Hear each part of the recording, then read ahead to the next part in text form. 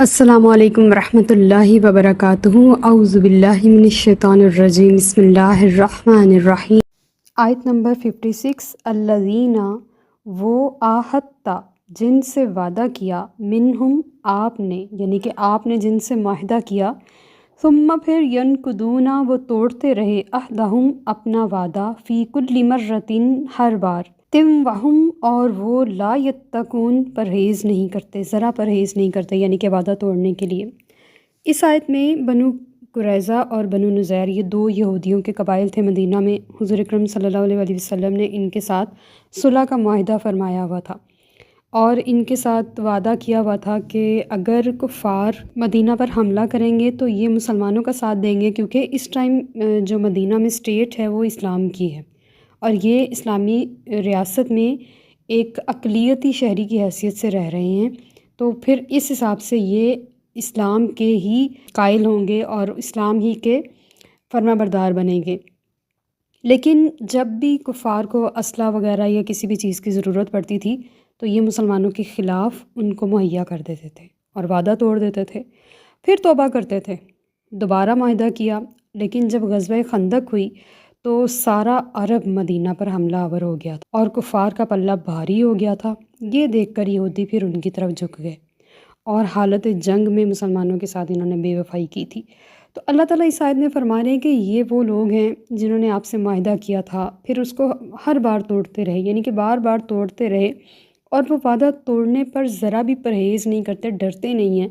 اور بار بار عہد شکنی کرتے ہیں۔ چلیں یہ تو ایک سینیریو ہوگا اس آیت کا، لیکن ہمیں اپنے گریبان میں جھانکنا ہے کہ اللہ نے یہ آیت کیوں نازل فرمائی۔ ظاہر ہے یہ صرف یہود مدینہ کے لیے یا دور مصطفیٰ کے لیے تو نہیں نا، یہ تو تا قیامت ہمارے لیے قابل عمل ہے، قابل تقلید ہے، آئینہ ہے، یہ ہمارے لیے زندگی گزارنے کا راستہ ہے۔ تو ہمیں بھی کسی بھی وعدے کو کرتے وقت پہلے تو کئی ہزار بار سوچنا چاہیے کہ وعدہ کرنا ہے کہ نہیں،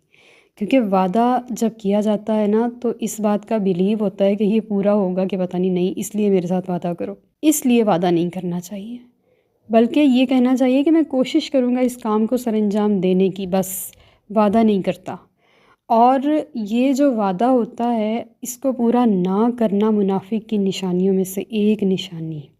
لہٰذا اپنے آپ کو مسلمان رکھنے کے لیے وعدے سے دور رہنا چاہیے، اور ان کیس اگر اتنی بڑی آزمائش آ چکی ہوئی ہے کہ وعدہ کیے بغیر گزارا نہیں ہے تو ہر صورت اپنی جان پر کھیل کر اس وعدے کو نبھانا ہے اور اللہ سے ڈرنا ہے۔ لا یتقون، اللہ تعالیٰ پوچھ رہے ڈرتے نہیں ہو؟ تو ہم نے اللہ کو یہ بتانا ہے کہ مولا ہم ڈرتے ہیں۔ آیت نمبر 57، فَإِمَّا پس اگر تَثْقَفَنَّهُمْ آپ پائیں انہیں فِي الْحَرْبِ جنگ میں، فَشَرِّدْ بِهِمْ تو انہیں منتشر کر دو، یعنی کہ ایسی سزا دو کہ یہ بھاگ جائیں، من خلفہم جو ان کے پیچھے ہیں، لعلہم یذکرون شاید وہ سمجھ جائیں۔ اس آیت میں تشرید جو لفظ ہے نا، شرید، اس کا معنی ہے ہلاک کر دینا، لیکن اس کا عام استعمال اس مفہوم میں ہوا کہ کسی کو ایسی سزا دے دینا کہ دوسرے لوگوں کے لیے اس راہ کو اختیار کرنے پر، یعنی کہ اس راستے پر چلنے سے باز آ جائے، رک جائیں، کہ ایسی عبرتناک سزا ہوگی۔ تو اللہ تعالیٰ فرما رہے کہ بار بار وعدہ توڑنے والوں کو ایسی سزا دو جو دوسروں کو خوفزدہ کر دے، اور کوئی قبیلہ بھی بعد میں وعدہ نہ توڑے۔ اللہ تعالیٰ فرما رہے ہیں انہیں اتنی عبرتناک سزا دے کے منتشر کر دو، یعنی کہ بھگا دو، جو بھی ان کے پیچھے ہیں ان کو بھی یہاں سے نکال دو۔ چشم فلک نے دیکھا تھا کہ وہ یہودی جو مدینہ کے اولین لوگوں میں سے تھے، مدینہ میں رہنے والے، یعنی کہ اس وقت جو یثرب تھا اس کی بنیادیں رکھنے والے، اپنے پہلے گھر آباد کرنے والے، پہلی سلطنتیں بنانے والے، سڑکیں بنانے والے تھے، وہ کس طرح سے ذلیل ہو کر مدینہ سے نکلے۔ آیت نمبر 58، وَإِمَّا اور اگر تخافن آپ کو خوف ہو یا اندیشہ کریں، من قومن کسی قوم سے، خیانتاً خیانت کا، فَانبِذْ إِلَيْهِمْ تو پھینک دو ان کی طرف، عَلَىٰ سَوَاءٍ کسی بھی طور پر، واضح طور پر، ان اللہ بے شک اللہ تعالیٰ لا يحب نہیں پسند کرتا، الخائنین خیانت کرنے والوں کو۔ یہاں پہ اللہ تعالیٰ بیان فرما رہے ہیں کہ یہ جو لفظ ہے نا سوا، اس کا معنی ہے کہ اگر تمہارا کسی قوم کے ساتھ معاہدہ ہو لیکن تمہیں ایسا لگ رہا ہے کہ اب وہ قوم وعدہ توڑ دے گی، عہد شکنی ہو جائے گی اور وہ دشمن کے ساتھ مل رہے ہیں، تو پھر اچانک ان پہ حملہ نہیں کرنا، بلکہ اللہ تعالیٰ اس آیت میں فرما رہے ہیں کہ پہلے انہیں اطلاع دو کہ تمہاری شرارتیں ہمیں نظر آ گئی ہیں، تمہارا مشکوک رویہ ہمیں پتہ چل گیا ہے، لہٰذا ہم اپنا وعدہ سب سے پہلے توڑ رہے ہیں، دستبردار ہو رہے ہیں۔ مساوی طور پہ علم ہونا چاہیے، سوا ان کا مطلب ہوتا ہے کہ مساوی طور پہ علم ہونا چاہیے کہ وعدہ ادھر سے ختم ہو گیا، اب تم بھی ختم کر دو۔ اور علامہ قرطبی نے وضاحت کی ہے کہ جب ایسی قوم جس کے ساتھ معاہدہ ہوا ہو اور پتہ چل جائے کہ یہ غداری اور خیانت کر رہی ہے، تو پہلے ان کا معاہدہ ان پہ منہ پہ دے مارو، تب ان کے خلاف کارروائی کرو، پھر تمہیں کسی تکلف کی ضرورت نہیں، تم مناسب قدم جو بھی ہو سکے وہ اٹھا سکتے ہو۔ یعنی کہ ہم کسی قوم پر ایسے ہی مسلط نہیں ہو سکتے، بلکہ ہم پہلے انہیں بتائیں گے کہ آپ سے جو ہمارا معاہدہ تھا آج ہم اس سے دستبردار ہو رہے ہیں، لہٰذا ہم آپ کے اوپر چڑھائی کریں گے، آج سے آپ ہمارے دشمن ہیں، ہم باہر کے دشمنوں سے کیا لڑیں گے، ہمارے گھر والے ہی ہمارے خلاف ہو چلے۔ آگے جو آیت کا اگلا حصہ ہے کہ اللہ خیانت کرنے والوں کو پسند نہیں کرتا۔ مسلمانوں کی طرف سے اگر ہو تو یہ تو زیادہ ناپسندیدہ ہے، کیونکہ مسلمان جو ہیں وہ اسلام کے علم بردار صرف اسلام ہی لے کر نہیں آئے بلکہ ساری اخلاقی قدریں بھی لے کے آئے ہیں۔ اسلامک ہسٹری ہماری اس بات سے بھری ہوئی ہے کہ جس بھی قوم کے ساتھ ہمارا معاہدہ ہوا ہے اس معاہدے کو ہر حال میں پورا کیا گیا ہے۔ حضرت امیر معاویہ رضی اللہ تعالیٰ عنہ رومیوں کے درمیان ایک عارضی صلح کا معاہدہ ہوا تھا، لیکن جب اس معاہدے کے اختتام کا آخری دن آنے لگا تو حضرت امیر معاویہ رضی اللہ تعالیٰ عنہ نے اس معاہدے کو ختم کرنے کا فیصلہ کر دیا۔ یہاں تک جب وہ جانے لگے تو ایک لشکر میں سوار ایک شخص صفوں کو چیرتا ہوا آگے بڑھا، وہ کہہ رہا تھا اللہ اکبر اللہ اکبر، وعدہ پورا کیا جائے اور خیانت نہ کی جائے۔ تو لوگوں نے پہچانا تو وہ عمر بن ابنسہ تھے۔ حضرت امیر معاویہ رضی اللہ تعالیٰ عنہ نے پاس بلا کے وجہ پوچھی تو بولے کہ میں نے اپنے ہادی مرشد صلی اللہ علیہ وآلہ وسلم کا یہ فرمان سنا ہے کہ جس کا کسی قوم کے ساتھ معاہدہ ہو تو اس وقت تک کوئی نہ کوئی گرہ باندھے اور نہ کھولے جب تک کہ وقت مقرر نہ آ جائے یا معاہدہ منسوخ نہ کر دیا جائے۔ جب حضرت امیر معاویہ رضی اللہ تعالیٰ عنہ نے یہ بات کریم آقا صلی اللہ علیہ وسلم کی سنی تو آپ نے فوراً ہی اپنا سر تسلیم خم کیا اور واپسی کی راہ لی۔ یعنی کہ انہوں نے یہ نہیں کہا کہ حالات بدل گئے ہیں اب سنت نبوی سے ہم روگردانی کر سکتے ہیں، بلکہ انہوں نے اس بات کو فوراً ہی ایکنالج کیا اور آپ نے واپسی کا قصد کر لیا۔ تو خائنین نہیں بننا، کسی بھی معاملے میں اگر کوئی مشورہ مانگتا ہے، اگر کوئی امانت رکھواتا ہے، اگر کوئی کسی بھی معاملے میں آپ کو انوالو کرتا ہے اور کہتا ہے کہ کسی کو میرے ساتھ شامل نہیں ہونے دینا، تو بس پھر آپ نے اس کی خیانت نہیں کرنی۔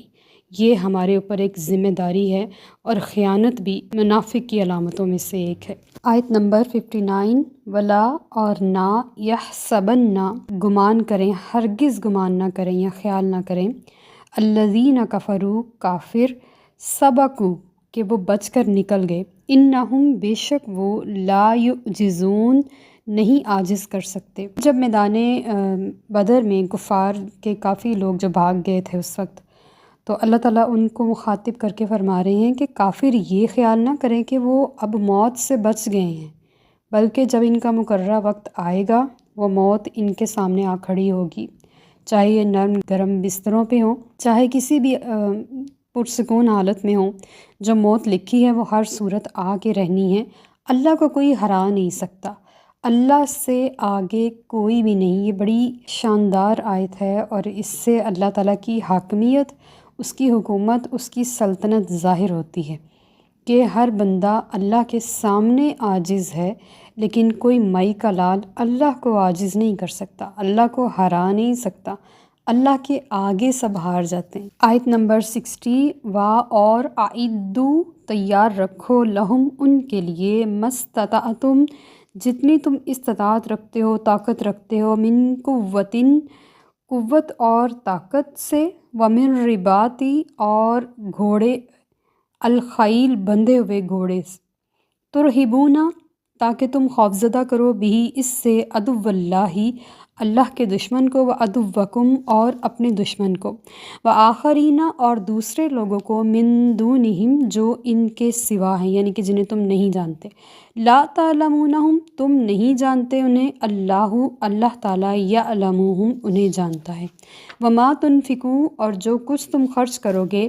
من شیئن کوئی بھی چیز، فی سبیل اللہ اللہ کی راہ میں، یوفا تو پورا پورا دیا جائے گا، الیکم تمہیں، وانتم اور تم پر، لا تظلمون ظلم نہیں کیا جائے گا۔ بڑی پیاری آیت ہے، اور یہ ہر دور کے تقاضوں پر پوری اترتی ہے۔ یہ نہیں ہے کہ یہ صرف دور مصطفیٰ کی آیت ہے، یہ تا قیامت جتنے بھی مسلمانوں کو مسائل، جتنے بھی چیلنجز اور جتنی بھی چیزیں درپیش ہوں گی نا، یہ آیت ان سب کا تدارک کرے گی، ان سب کے لیے ہتھیار بنے گی، حوصلہ بنے گی۔ اس آیت سے ان سب کے لیے معلومات حاصل ہو جائیں گی کہ اب ہمیں کیا کرنا ہے۔ یہاں پہ اللہ تعالیٰ حکم دے رہے ہیں کہ تیار رکھو قوت اور نشان زدہ بندھے ہوئے گھوڑے، یعنی کہ جب ہم نے اب جنگ شروع کر دی ہے، اب ہم نے جو 13 سال صبر کیے تھے، اب اس صبر کا جواب دینے کا وقت آ گیا، لہٰذا آج سے ہم نے جنگی سامان تیار رکھنا ہے، تیر ہے، تلوار ہے، گھوڑے ہیں، کھانے پینے کا ساز و سامان ہے، زرہ ہے، اور فوجیوں کے لیے جتنی بھی ضرورت کی اشیاء ہیں وہ سب کچھ ہے، اور جتنے بھی اس دور کے تقاضوں کے مطابق، اور اگر ہم آج کے دور کے تقاضوں کے مطابق دیکھیں تو دشمن ہمیں جو کر کے دکھا رہا ہے نا کہ اس کے پاس یہ ہے، میزائل ہے، اس کے پاس راکٹ ہے، شٹل ہے، اس کے پاس دوسری خلاؤں کو سر کرنے کے لیے چیزیں موجود ہیں، تو ہم نے بھی وہ ساری چیزیں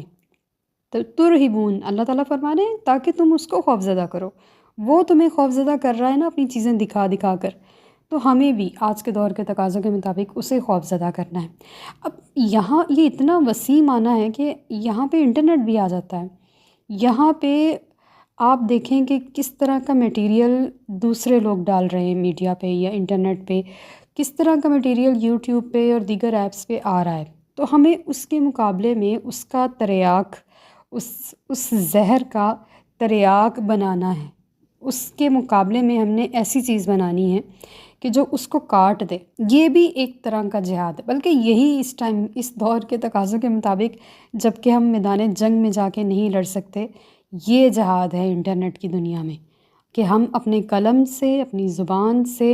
اپنے الفاظ سے، اپنے عمل سے اگلے بندے کو خوفزدہ کر سکیں کہ ہمارے پاس بھی یہ پاور ہے۔ قرآن پاک ہمیں جس قوت کو جمع کرنے کا حکم دے رہا ہے، اس قوت میں یہ والی قوت بھی آ رہی ہے آج کے دور کے تقاضوں کے مطابق، کہ اگر کوئی شخص اسی جگہ پر بدامنی پھیلا رہا ہے، بدعقیدگی پھیلا رہا ہے، عقیدے خراب کر رہا ہے، تو اس کا توڑ کرنے کے لیے عقیدے درست کرنے والی ویڈیوز اور ایپس اور دیگر جو اس کے لیے ہماری ضروریات ہیں اس کو پورا کیا جائے، اس کو سامنے لایا جائے، تاکہ اس دشمن کے مقابلے میں ہمارے پاس ہتھیار تیار ہوں۔ اللہ تعالیٰ فرما رہے تاکہ تم اس سے اللہ کے دشمنوں کو اور اپنے دشمنوں کو خوفزدہ کرو، اور دوسرے وہ جنہیں تم نہیں جانتے۔ اب یہ دوسرے کون ہیں جنہیں ہم نہیں جانتے؟ تو یہ حضور کے اگر دور کو دیکھیں نا تو آج اس آیت کا معنی نظر آ رہا ہے۔ دوسرے دشمن وہ ہیں جو انٹرنیٹ کی دنیا میں ہمارے ساتھ، ہمارے ہاتھوں میں موجود ہیں، اور ہم ان کو دیکھ رہے ہیں، اور وہ ہمیں دیکھ رہے ہیں کہ ہم کیا کر رہے ہیں، اور ہم ان کی چالوں کو دیکھ رہے ہیں۔ آپ دیکھیں یہودی لابی نے پوری دنیا میں جتنا کچھ کر دیا ہے، پوری دنیا کو انڈر کنٹرول کر لیا، اور یہ جتنی بھی مہنگائی اور جتنی بھی ہمارے اوپر آزمائشیں آئی ہیں نا، یہ سٹارٹ ادھر ہی سے ہوتی ہیں اور پوری دنیا کو اپنی لپیٹ میں لے لیتی ہیں، اور پھر بندہ ان سے بھاگ نہیں سکتا۔ یہ وہ تھے کہ جنہیں آپ نہیں جانتے، اللہ جانتا ہے، اور واقعی نبی کریم صلی اللہ علیہ وآلہ وسلم نے قرب قیامت کے بارے میں بتایا تھا نا کہ پتھر گواہی دیں گے کہ میرے پیچھے یہودی ہے، اس لیے کہ یہ اتنی شاد قوم ہے۔ اور ہٹلر نے بھی کہا تھا کہ تاکہ میں نے کچھ یہودیوں کو اس لیے چھوڑا تاکہ دنیا کو پتہ چلے کہ یہ کیا چیز ہے، اور واقعی دنیا سمجھ گئی ہے ایک بار کہ یہ کیا چیز ہے، کس طرح انہوں نے ہر چیز کے اندر گھس کے ہمیں اپنا غلام بنا لیا ہے۔ اب ہم ان کے بغیر چل نہیں سکتے۔ اگر کوئی بلڈ پریشر کا پیشنٹ ہے تو ان کی بنائی ہوئی دوائی کھائے گا تا عمر، ان کی بنائی ہوئی دوائی کھائے گا۔ ڈائبٹیز کا پیشنٹ ताउम्र उसे खानी पड़ेगी। यानी कि ये जिस चीज़ में हमें लगा रहे हैं, जहाँ हम छोड़ देंगे, अगर कोई हार्ट पेशेंट है, कोई इस तरह है, तो वो हमारे लिए नुकसानदेह हो जाएगी और हमें लामोहल्ला इनको फॉलो करना है। और भी बहुत सारे मामलात हैं, हम मीडिया पर ये सब कुछ बता नहीं सकते। तो ये अल्लाह के वो दुश्मन हैं जिन्हें दौर मुस्तफ़ा में आम शख्स नहीं जानता था, लेकिन आज ये लोग सामने आ गए। और फिर अल्लाह ताला फरमा रहे हैं, ज़ाहिर है जब भी हम क़ुव्वत तैयार करेंगे तो हमें इसके लिए माल की तो ज़रूरत होगी। तो माल के लिए अल्लाह की राह में ख़र्च करने से अल्लाह ताला युवफ़ा इलैकुम, पूरा पूरा अजर देगा और इतना अता फ़रमाएगा कि जुल्म नहीं होगा। और अल्लाह ताला दुनिया में भी उसको ना उधार नहीं रखता अपने बंदे के साथ, फ़ौरन से ही उसकी मदद कर देता है किसी तरीके से, और आखिरत में तो उसको कई गुना हो के मिलेगा। एक बार नबी करीम सल्लल्लाहु अलैहि वसल्लम की बारगाह में एक शख्स ऊँटनी को नुकेल डाले हुए लेकर आया। हज़रत इब्न मसूद रज़ी अल्लाह तआला अन्हु रवायत फरमाते हैं, तो उसने आके कहा, या रसूल अल्लाह, ये अल्लाह की राह में मैंने दे दी। नबी करीम सल्लल्लाहु अलैहि वसल्लम ने फरमाया, इसके बदले में क़यामत के दिन तुम्हें 700 ऊँटनियाँ मिलेंगी और हर एक की नाक में नुकेल पड़ी होगी। सुभान अल्लाह। ये नीयतें इखलास होती है जो अल्लाह की बारगाह में जिस नीयत से ख़र्च कर रहा होता है ना, उसको उतना ही अजर क़यामत वाले दिन और उतना ही अजर दुनिया में, यानी कि जिसकी जितनी जितनी नीयत होगी उतना उतना उसका दर्जा बढ़ता चला जाएगा और उसको उतना ही उतना ज़्यादा मिलता जाएगा। और असलहे से मुराद नबी करीम सल्लल्लाहु अलैहि वसल्लम का एक अल्फाज मनकूल हैं आपकी तरफ से, वो आपने फ़रमाया है कि ख़बरदार कुव्वत रमी है, और हुजूर ने इन अल्फाज को 3 बार बयान फरमाया। अब देखें रमी किसे कहते हैं। रमी का जो लफ्ज़ है ये दूर से निशाने पर फेंके जाने वाले तमाम हथियार हैं। और आप आज हम देख लें, हम एक बटन दबाएंगे और एक मिसाइल जो है वो कहाँ जाके निशाना बांध देगा। उस दौर में तीर थे, कमान थे और दीगर अशिया थी, लेकिन आज के दौर में भी ये चीज़ें मौजूद हैं। हुजूर के अल्फाज की गहराई और गहराई चेक करें कि किस अंदाज से हुजूर ने ता क़यामत तक के बारे में बता दिया, और ये हमारे पास हुजूर के मौजूद होने की दलील है। वमा अलैना इल्लल बलागुल मुबीन। Like, subscribe and share.